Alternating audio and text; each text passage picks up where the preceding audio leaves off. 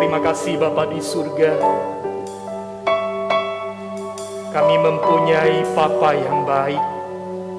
Papa yang tidak pernah membiarkan, tidak pernah meninggalkan kami, yang terus ada bersama, menopang, meneguhkan, menguatkan kami, yang terus menyatakan kasih itu di tengah-tengah kehidupan kami, yang terus menyatakan akan pemeliharaan yang sempurna di tengah-tengah kehidupan kami.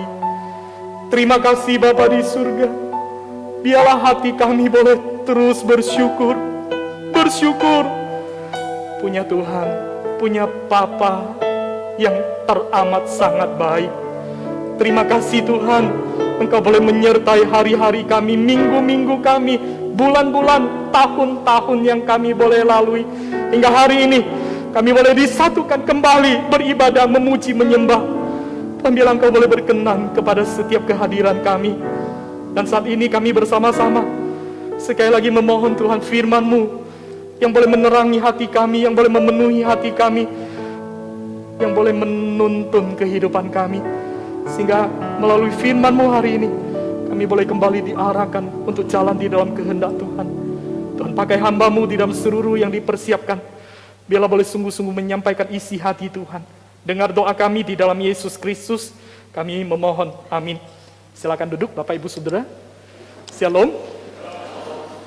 Kita bersyukur kepada Tuhan. Hari ini boleh sama-sama beribadah kepada Tuhan. Dan hari ini saya diberikan nats di dalam Mazmur pasal yang pertama. Saudara, saya mengajak kita untuk melihat di dalam Mazmur pasal yang pertama. Saya mengajak kita baca 3 ayat saja, ayat pertama, kedua, dan yang ketiga. Kita akan merenungkan satu tema tentang orang yang berbahagia. Orang yang berbahagia. Mazmur pasal pertama, ayat 1 sampai yang ketiga. Sudah mendapati Bapak Ibu, kita baca bersama-sama, amin. 2, 3. Berbahagialah orang yang tidak berjalan menurut nasihat orang fasik, yang tidak berdiri di jalan orang berdosa, dan yang tidak duduk dalam kumpulan pencemooh, tetapi yang kesukaannya ialah Taurat Tuhan, dan yang merenungkan Taurat itu siang dan malam. Ia seperti pohon yang ditanam di tepi aliran air, yang menghasilkan buahnya pada musimnya, dan apa saja yang diperbuatnya berhasil. Sedemikian jauh pembacaan firman. Saudara, bicara tentang orang yang berbahagia. Saudara, ketika berbicara tentang kata bahagia, menurut Bapak Ibu Saudara, apa itu orang yang berbahagia? Apa itu orang yang berbahagia Bapak Ibu? Oh, ini orang yang berbahagia itu antoluyu, ya, yang banyak harta, banyak duit, ya.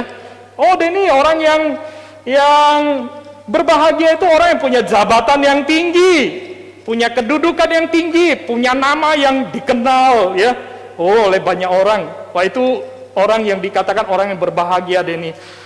Oh, kalau begitu betapa malangnya kita, termasuk saya, ya. Saudara, kita bukan orang yang kaya, bukan. Kita bukan orang yang punya kedudukan yang tinggi, bukan. Kita bukan orang yang punya nama besar di mana lingkungan kita berada, bukan. Soalnya kalau betul bahwa orang yang berbahagia itu hanya punya nama besar, punya kedudukan yang besar, punya harta yang banyak, maka kita adalah orang yang tidak masuk di dalam hitungan. Apakah betul orang yang berbahagia itu adalah orang yang punya itu semua? Kalau boleh jujur saudara, banyak orang yang punya duit tapi nggak bahagia.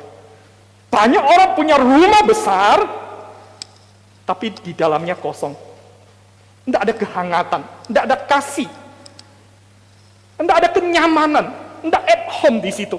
Oleh sebab itu kita boleh buktikan banyak orang kaya akhirnya pergi cari kesenangan, cari kepuasan dengan hartanya di luar. Ada banyak orang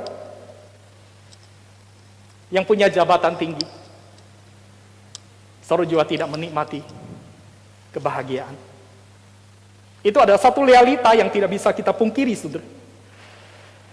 Nah, bagaimana kita bisa menjadi orang yang betul-betul mengalami yang namanya kebahagiaan itu? Saudara, saya percaya bahwa setiap kita adalah, yang ada di tempat ini adalah orang yang berbahagia, bukan? Amin, saudara? Kenapa saudara saya katakan seperti itu, bahwa engkau datang di tempat ini, engkau memilih satu pilihan yang tepat. Karena yang membuat engkau dan saya menjadi orang yang berbahagia bukan harta itu, bukan ketenaran itu. Tapi yang membuat engkau bahagia adalah karena Tuhan. Karena Dia yang mempunyai hidup, Dia yang mempunyai berkat, Dia yang mempunyai segala sesuatu itu. Baru ketika engkau datang kepada Dia, yang memberikan kehidupan, yang memberikan berkat, yang memberikan engkau kekuatan, yang memberikan engkau penghiburan, yang memimpin jalanmu, engkau datang kepada Dia. Seorang engkau sesungguhnya mengalami yang namanya kebahagiaan itu. Bapak, Ibu, Saudara yang kukasihi dalam kasih Tuhan. Dan itu adalah melupakan bagaimana cara kita memilihnya. Betul. Dari kecil kita dihadapkan dengan banyak pilihan. Kita mau masuk TK seperti apa. Kemudian setelah besar kita mau masuk, nanti mau bekerja di perusahaan yang seperti apa. Jenis pekerjaan seperti apa. Kemudian setelah kita percaya kepada Tuhan pun, kita pun memilih, bukan? Ada pilih nggak? Milih. Mau ke gereja. Ke gereja yang mana? Sudah itu beribadah satu waktu, nanti mau ikut persekutuan yang seperti apa? Nanti lebih lagi mau melayani di bidang apa? Itu adalah pilihan-pilihan yang harus kita ambil, bukan? So, di dalam semuanya itu, saudara, ada satu hal, bagaimana kita memilih jalan itu. Dan jalan itu harus kita ambil. Jalan apa, saudara? Yaitu jalan bagaimana kita datang kepada Tuhan. Saudara, mengapa saya katakan engkau yang ada di sini adalah orang yang berbahagia? Karena engkau sudah datang kepada Tuhan. Maka kalau engkau ingin betul-betul menikmati yang namanya kebahagiaan itu, engkau yang sudah datang kepada Tuhan, dengarkanlah akan nasihat firman Tuhan. Supaya firman itu boleh sungguh hidup dan engkau boleh betul-betul menikmati akan yang namanya janji yang daripada Tuhan. Hari ini Bapak Ibu Saudara, dalam teks yang kita baca, saudara, saya ingin mengajak kita sama-sama melihat dalam Mazmur ini bagaimana akhirnya kita betul-betul bisa menjadi orang yang mengalami yang namanya kebahagiaan itu. Saudara, setidaknya ada dua poin yang ingin saya ajak kita sama-sama gumulkan, saudara. Yang pertama, saudara, bagaimana engkau dan saya melalui Pemazmur pasal yang pertama kita bisa mengalami yang namanya kebahagiaan yang sejati atau orang yang betul-betul mengalami yang namanya kebahagiaan hidup. Yang pertama, saudara, tidak melakukan tiga kata tidak. Di ayat yang pertama, berbahagialah orang yang tidak berjalan menurut nasihat orang fasik, yang tidak berdiri di jalan orang berdosa, dan yang tidak duduk dalam kumpulan pencemooh. Tiga kata tidak. Yang pertama, tidak berjalan menurut nasihat orang fasik. Apa itu orang fasik? Orang fasik adalah orang yang tidak beriman, orang yang mungkin tahu Tuhan, tapi tidak mau mempercayakan hidupnya kepada Tuhan, atau tidak mau melakukan firman Tuhan, atau tidak mau mensandarkan hidupnya sepenuhnya kepada Tuhan.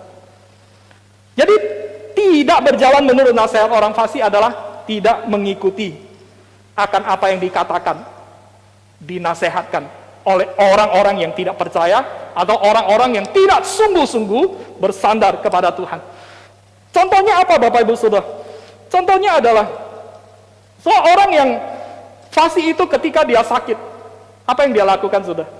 Biasanya dia pergi kepada orang-orang pintar, bukan?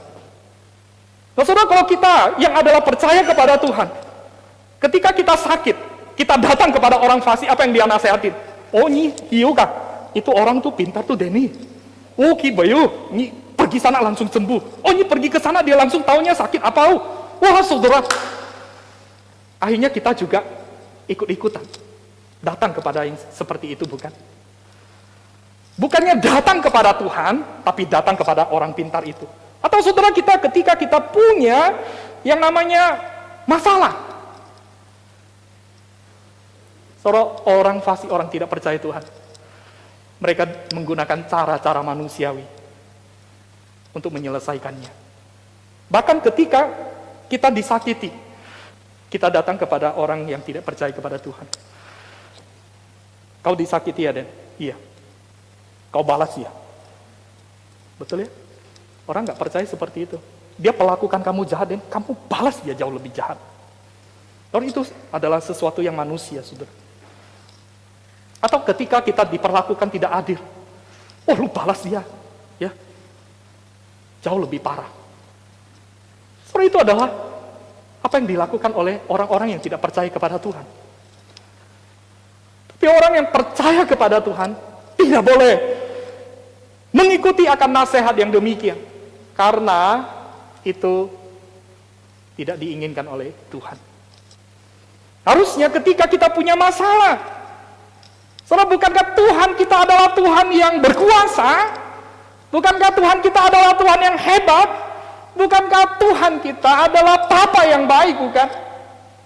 Kalau kita tahu bahwa Tuhan itu adalah Tuhan yang hebat, Tuhan yang berkuasa, Bapa yang baik, yang selalu mengulurkan tangannya untuk boleh menolong, kenapa kita datang kepada yang lain?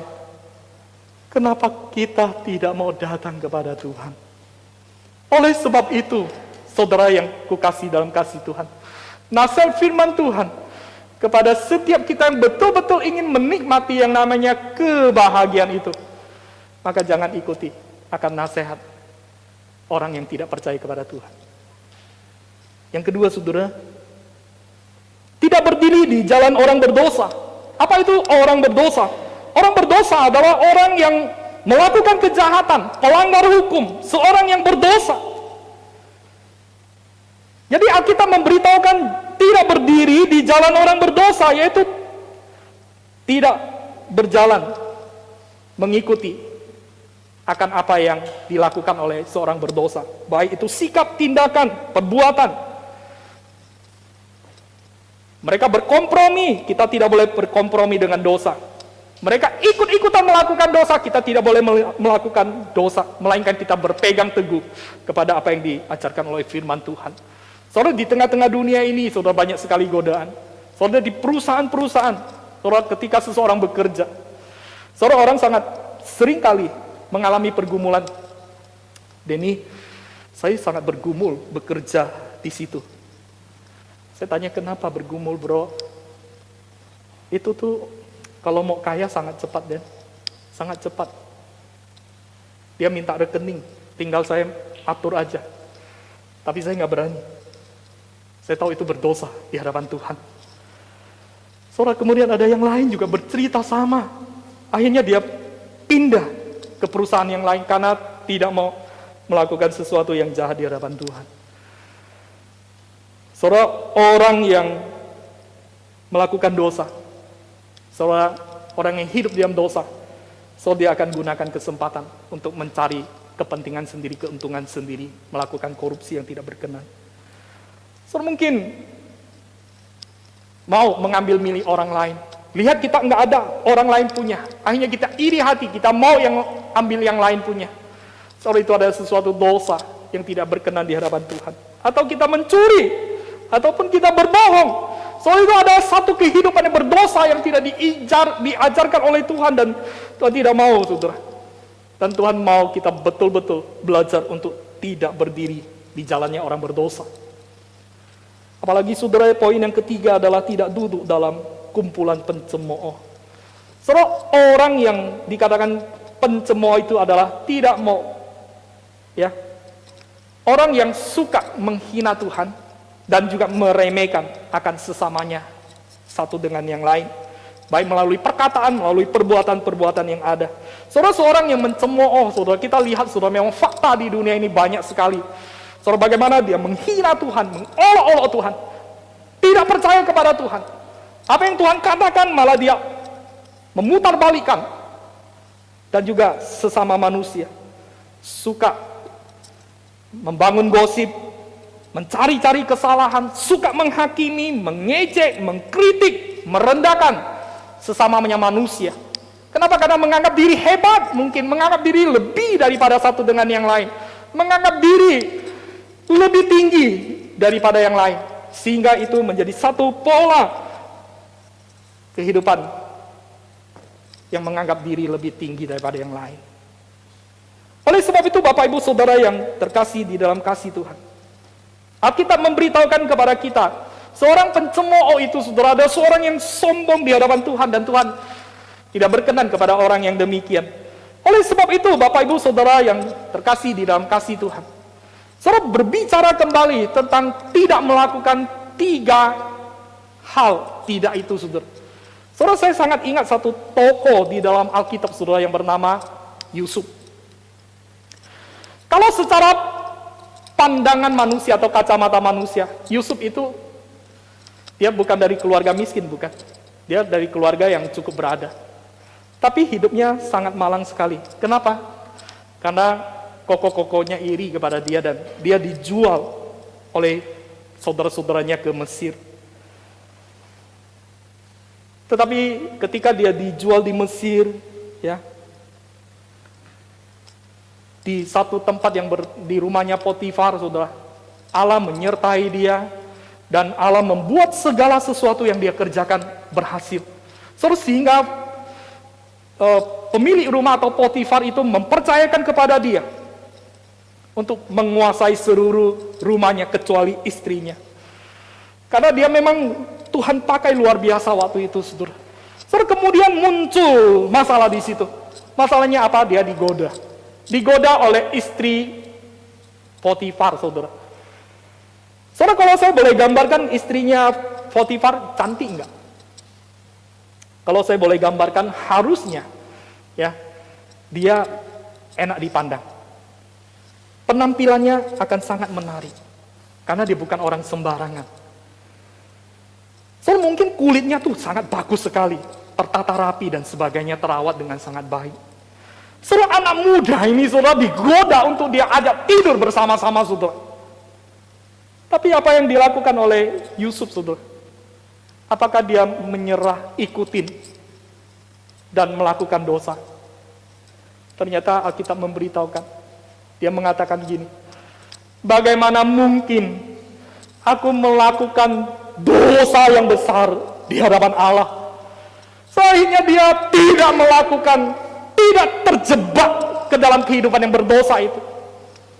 Dan akhirnya bagaimana dia bisa lepas daripada godaan tersebut, saudara.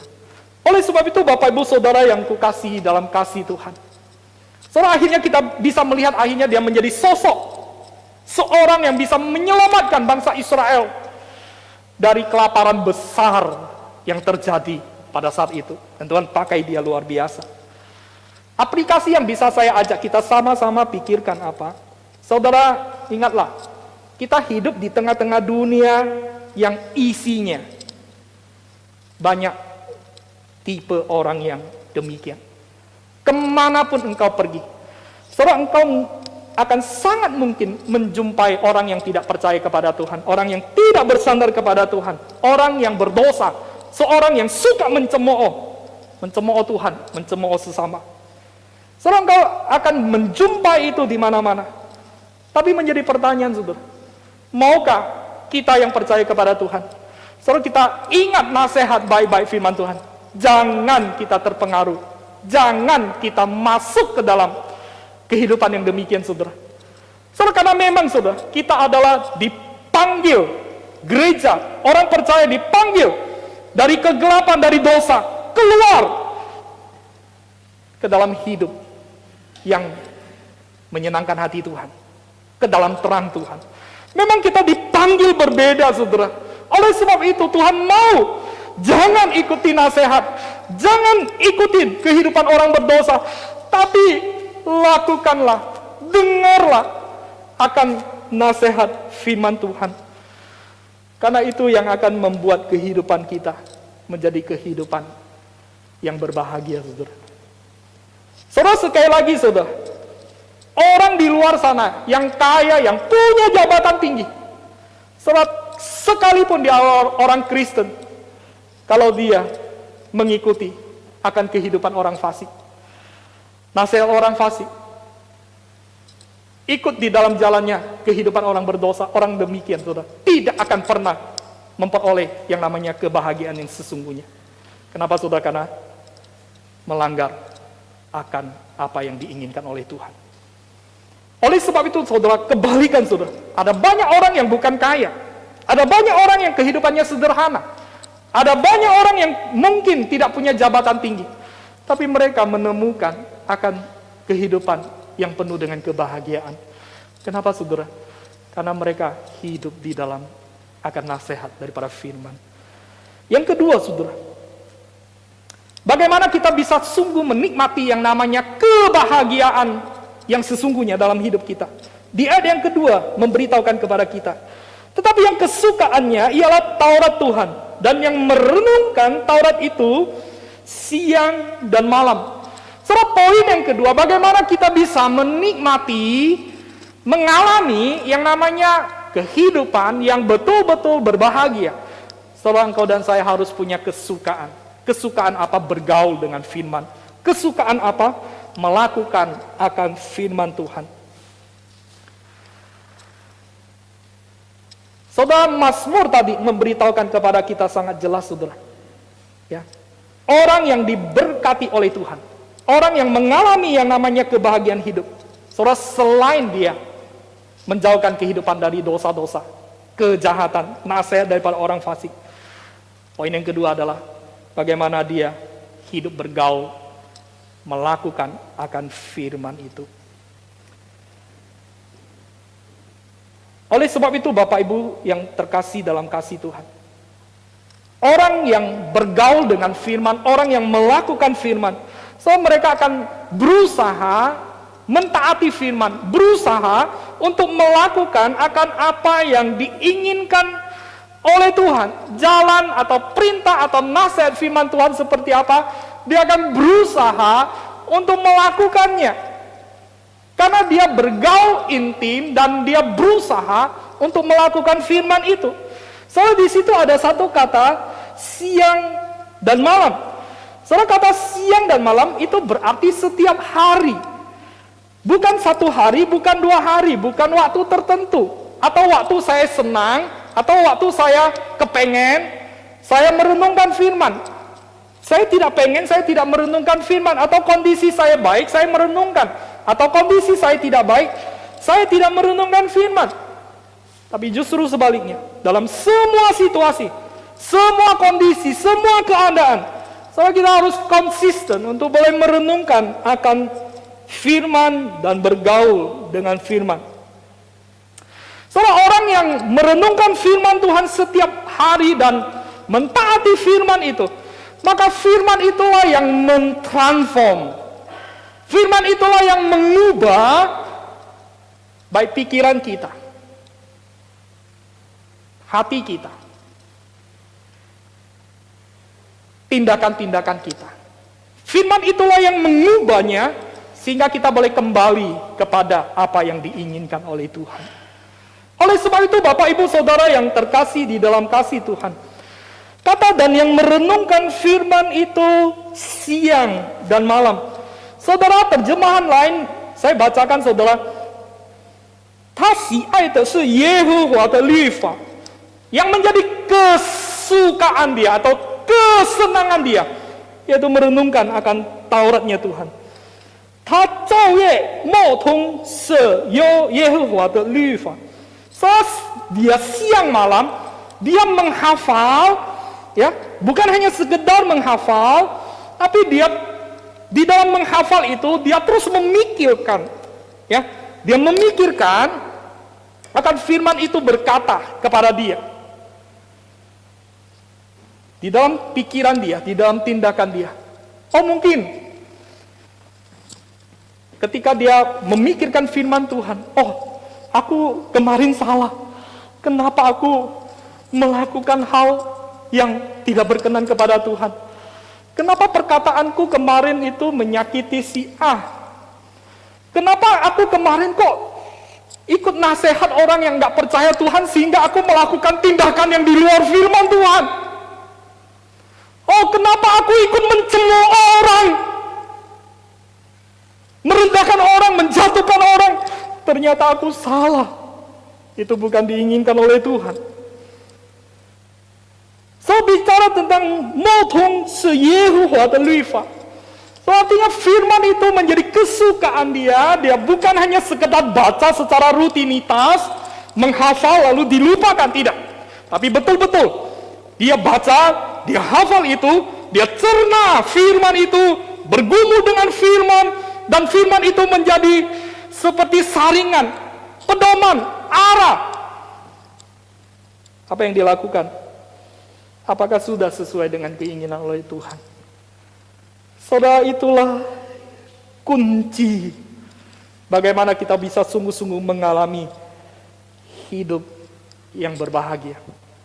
Saudara, maka ketika kita melakukan ayat yang pertama, ketika kita melakukan ayat yang kedua, saudara, maka dikatakan di situ dia seperti pohon yang ditanam di tepi aliran air, yang menghasilkan buahnya pada musimnya dan yang tidak layu daunnya. Saudara, apa maksudnya, saudara? Maksudnya adalah orang yang tidak mengikuti akan nasihat orang fasik, yang tidak berjalan di jalan orang berdosa, yang tidak hidup di dalam kumpulan orang-orang yang mencemooh, orang yang bergaul dengan firman, melakukan firman, saudara, orang itu akan menjadi orang yang berbahagia pada akhirnya. Mungkin menjadi pertanyaan, apakah orang yang melakukan ayat 1, ayat 2, yang merenungkan firman, melakukan firman, tidak akan pernah mengalami yang namanya kesulitan hidup? Apakah orang yang bergaul dengan firman dan melakukan firman, melakukan akan apa yang dinasihat firman Tuhan, tidak pernah mengalami masalah hidup, Bapak Ibu Saudara? Saudara, ingat Alkitab pernah mencatat di dalam 2 Korintus pasal yang ke-12 ayat ke-7 sampai ke-10. Saudara, bicara tentang Rasul Paulus. Saudara, siapa Rasul Paulus? Rasul Paulus adalah rasul yang dipilih oleh Tuhan. Untuk apa? Untuk boleh menyampaikan isi hati Tuhan kepada bangsa-bangsa di luar Yahudi, saudara. Saudara, menjadi sosok hamba Tuhan yang Tuhan pakai luar biasa. Saudara, dia orang yang bergaul dengan Tuhan. Saudara, pelayanannya tidak perlu diragukan. Kuasa Tuhan menyertai, kasih Tuhan memenuhi segala yang dia kerjakan. Nama Tuhan diperjuangkan, dikumandangkan, dipermuliakan. Saudara, dia punya pergumulan, saudara. Dia juga pernah bergumul. Dia minta supaya duri dalam daging itu diambil di dalamnya. Ada banyak penafsir. Dia meminta Tuhan supaya ada kelemahan di dalam bagian fisiknya Tuhan pulihkan.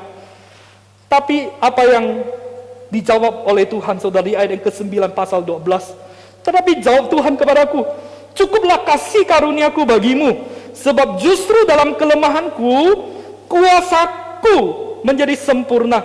Sebab itu terlebih suka aku bermegah atas kelemahanku, supaya kuasa Kristus turun menaungi aku. Ayat 10. Karena itu aku senang dan rela di dalam kelemahan, di dalam siksaan, di dalam kesukaran, di dalam penganiayaan dan kesesakan oleh karena Kristus. Sebab jika aku lemah, maka aku kuat.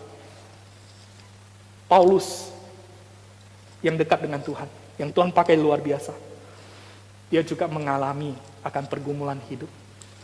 Tapi dia mengalami akan sukacita, kebahagiaan hidup. Karena di tengah-tengah pergumulan dia, ada kuasa Tuhan yang menyertai, ada Tuhan yang menyertai dia. Sehingga di dalam kelemahan, di dalam pergumulan dia terus menikmati akan Tuhan yang boleh menyertai. Saudara, bukankah satu sukacita yang teramat besar? Saudara, kalau hidup kita punya Tuhan yang menyertai.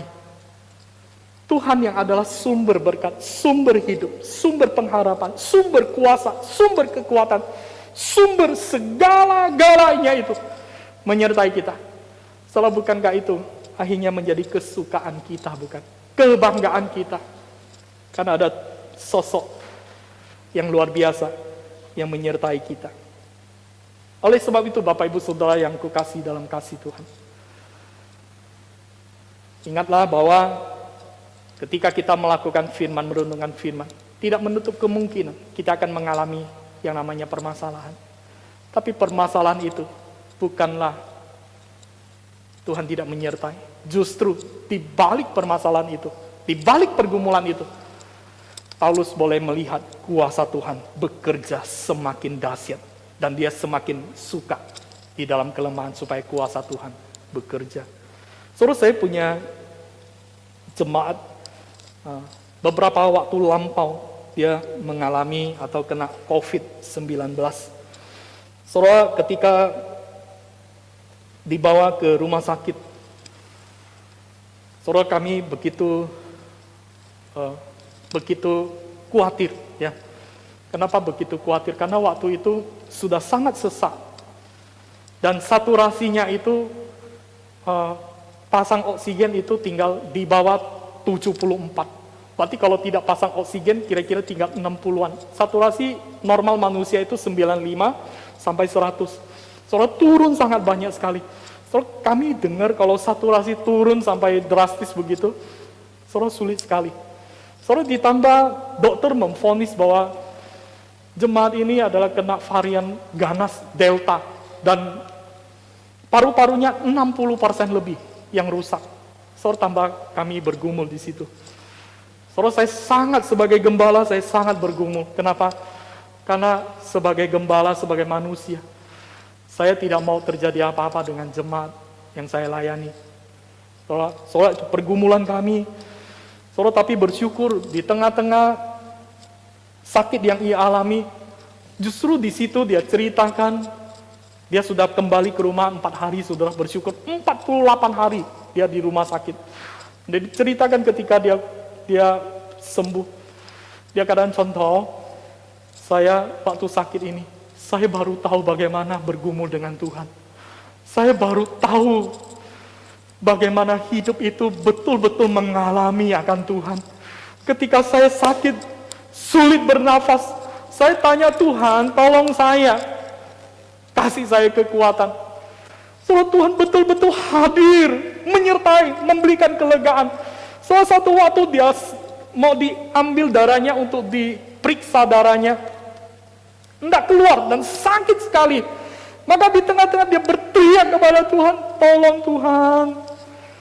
Akhirnya perawat yang pergi itu kemudian beberapa waktu mau ambil kembali, sudah tiba-tiba darah itu muncul dengan tidak tahu dari mana katanya. Soalnya ketika itu dia juga mengalami ada banyak peristiwa, aku sadar, contoh katanya, selama ini aku doa biasa-biasa, ada penting aku doa, gue senang doa, anda senang gue nggak doa. Tapi sekarang aku betul-betul mengalami siapa Tuhan. Saudara, saya sangat terharu dengan apa yang menjadi kesaksiannya, saudara. Maka Bapak Ibu Saudara yang kukasihi dalam kasih Tuhan, tidak gampang. Dia melewati proses itu 8 kali swab. 8 kali swab. Kami kira dia 30 hari, kami baca berita, dengar kesaksian orang, kira-kira paling lama 1 bulan sudah keluar. Tapi Tuhan izinkan sampai 48 hari dan dia keluar dengan kondisi yang tadinya 60% lebih, paru-parunya rusak. Tuhan izinkan dan Tuhan pulihkan. So betapa bersyukur kami sebagai pelayan Tuhan. Jemaat boleh sembuh, dia semakin mengalami Tuhan, keluarganya juga semakin mempercayakan hidup kepada Tuhan. Dan itulah kebahagiaan yang dia alami. Di tengah-tengah kondisi yang tidak baik sekalipun, dia menemukan akan Tuhan yang membuat hatinya, ketika dia kesaksian, tidak hentinya, dia meneteskan air mata. Karena saking bahagianya, bagaimana Tuhan melawat dan bekerja di tengah-tengah kehidupannya. Oleh sebab itu, Bapak Ibu Saudara yang kukasihi dalam kasih Tuhan, bagaimana dengan kehidupan kita, saudara? Saudara, saya percaya bahwa setiap kita orang, Kita pengen hidup bahagia, bukan? Kita pengen hidup kita diberkati oleh Tuhan, bukan? Kita pengen hidup yang demikian. Tapi menjadi pertanyaan, saudara, adakah kita belajar betul-betul mengikuti nasihat firman? Adakah kita punya kerinduan bergaul dengan firman? Dan ketika kita merenungkan firman itu dan kita mencerna firman itu, membiarkan firman itu mempengaruhi akan seluruh hidup kita dan tindakan-tindakan kita. Soalnya kalau belum sampai kepada situ, saudara, mari kita belajar, saudara. Kalau selama ini kita masih mengikuti akan cara dunia, kita masih mengikuti akan tindakan dunia, kita masih ikutin akan apa yang maunya dunia, apa yang menjadi kesenangan dunia, apa yang menjadi keinginan dunia, kembali kepada Tuhan. Karena disitulah dan dengan demikianlah kita akan betul-betul mengalami yang namanya kebahagiaan hidup. Menjadi orang yang berbahagia. Sekali lagi, walaupun kita bukan orang kaya, walaupun kita bukan orang yang punya jabatan tinggi, walaupun kita bukan orang yang sangat terkenal, punya nama besar, Tuhan bisa membuat hidupmu menjadi hidup yang berbahagia. Dengan apa? Dengan engkau kembali kepada Tuhan, hidup bergaul dengan firman, dan firman itulah yang membawa hidupmu menemukan hidup yang betul-betul diinginkan oleh Tuhan. Ketika hidupmu mengarah kepada hidup yang diinginkan Tuhan, maka percayalah, saudara, di tengah-tengah pergumulanmu, di tengah-tengah masalahmu, engkau akan tetap bisa menikmati bagaimana Tuhan dengan dahsyatnya bekerja dan membawa hidupmu menjadi hidup yang penuh dengan kebahagiaan. Mari kita bersatu di dalam doa. Saya mengajak kita sama-sama untuk boleh merenungkan firman yang sudah kita baca dan diberitakan. Saudara, kalau boleh jujur, bagaimana kehidupan kita, saudara? Apakah kita sudah boleh dikatakan sebagai orang yang berbahagia? Atau mungkin orang-orang melihat kita adalah orang yang berbahagia, atau keluarga yang berbahagia? Itu kata orang. Tapi hari ini, apa kata firman? Firman Tuhan berkata, orang yang berbahagia adalah orang yang tidak mengikuti akan nasihat orang tidak percaya, orang fasik. Tidak berjalan di dalam jalannya orang berdosa. Tidak berkumpul di dalam kumpulan pencemooh. Tetapi dia membiarkan hidupnya bergaul, punya kesukaan bergaul dengan firman, dan membiarkan firman itu boleh memproses hidupnya dan boleh melakukan akan firman itu. Maka saudara, kalau firman Tuhan mengingatkan kita hari ini dan kita masih belum melakukan apa yang Tuhan inginkan, kembali kepada Tuhan. Kembalilah kepada Tuhan, dan kau akan betul-betul menikmati yang namanya kebahagiaan sejati itu. Tuhan memberkati hidupmu, rumah tanggamu, pekerjaanmu, masa depanmu di dalam berkat yang daripada Tuhan. Maka kembalilah kepada Tuhan.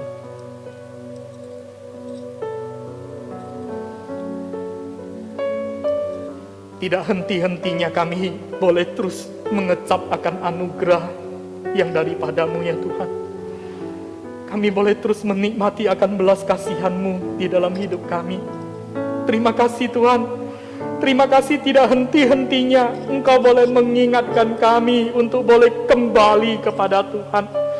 Engkau sesungguhnya ingin sekali memberkati, memberikan kebahagiaan hidup itu kepada kami. Dan Engkau memberikan caranya kepada kami. Dan biarlah ya Tuhan, kami tidak menyia-nyiakan kesempatan yang Tuhan berikan kepada kami. Ampuni kami kalau selama ini kami tidak bergaul dengan firman, tidak baca, tidak merenungkan firman, tidak membiarkan firman itu memenuhi hati kami. Kami tidak membiarkan firman itu menuntun akan seluruh kehidupan kami. Ampuni kami Tuhan. Hari ini kami datang, kami memohon Tuhan, tolong kami, arahkan kami kembali Bakar hati kami, beri kerinduan kepada kami, supaya kami boleh tunduk kepada Tuhan, bergaul akrab, dekat kepada Tuhan. Berkati setiap jemaat-Mu ya Tuhan, berkati semua kami, biarlah kami boleh sungguh-sungguh menjadi orang-orang yang berbahagia di dalam Tuhan. Dalam Yesus Kristus kami berdoa. Amin. Tuhan berkati.